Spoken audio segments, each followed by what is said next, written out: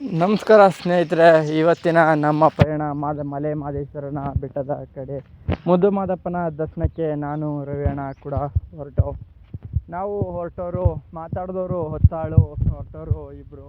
ಕಾರಣಾಂತರಗಳಿಂದ ಕೆಲವು ವೀಡಿಯೋಗಳನ್ನ ಮಾಡ್ಕೊಳಕ್ಕಾಗಲಿಲ್ಲ, ಕೆಲವು ವೀಡಿಯೋಗಳನ್ನ ಮಾಡ್ಕೊಂಡಿದ್ದೀನಿ. ನಮ್ಮ ಗಾಡಿ ಇಂಜಿನು ಹೀಟ್ ಆಗುತ್ತೆ ಅಂತ ಅಲ್ಲಲ್ಲಿ ಗಾಡಿನ ಹೋಗುವಾಗೂ ನಿಲ್ಲಿಸ್ತೋ, ಬಂದಾಗೂ ನಿಲ್ಲಿಸ್ತೋ. ನಾವು ಸುಧಾರಿಸ್ಕೋಬೇಕಿತ್ತು, ಮತ್ತು ಗಾಡಿ ಇಂಜಿನ್ ಹೀಟೂ ಕಮ್ಮಿನೂ ಆಗಬೇಕಿತ್ತು. ಇದೇ ಕಾರಣದಿಂದ ಗಾಡಿನ ನಿಲ್ಲಿಸ್ಕೊಂಡು ಹೊರಟು. ಮಾದಪ್ಪ ಸೇವೆ ಮಾಡಿಸ್ಕೋಬೇಕಾದ್ರೆ ಯಾವ್ದಾದ್ರು ರೂಪದಲ್ಲಾದರೂ ಕರ್ಕೊಂಡು ಸೇವೆನ ಮಾಡಿಸ್ಕೊತಾನೆ. ಅಂತೂ ಇಂತೂ ನಾವಂತೂ ತಾಳ್ಬೆಟ್ಟನ ತಲುಪಿ, ತಾಳ್ಬೆಟ್ಟದ ಕಡೆ ಒಂದು ಕಡೆ ಗಾಡಿನ ನಿಲ್ಲಿಸಿ ಧೂಪನ ಹಾಕಿ ಬಂದು ನಾವು ಮಾದಪ್ಪನ ಬೆಟ್ಟಕ್ಕೆ ಮೊದಲು ಹೋಗಿ ಮಾಡಿದ್ರು ಕೆಲಸ.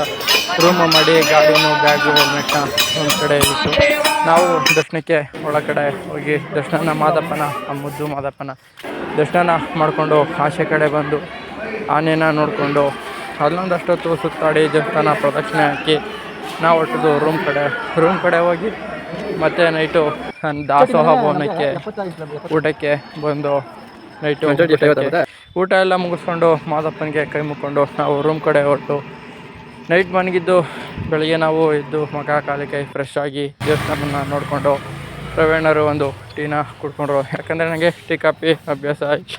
ಮತ್ತು ಮಾದಪ್ಪನ ಒಂದು ಸತಿ ಕೈಯ ಮುಕ್ಕೊಂಡು ಬೆಳಗ್ಗೆ ನಾವು ಮುಡಿನೂ ಕೊಡಬೇಕಾಯ್ತು. ಆದ್ದರಿಂದ ಮುಡಿ ಕೊಡೋ ಜಾಗಕ್ಕೆ ಹೊರಟು.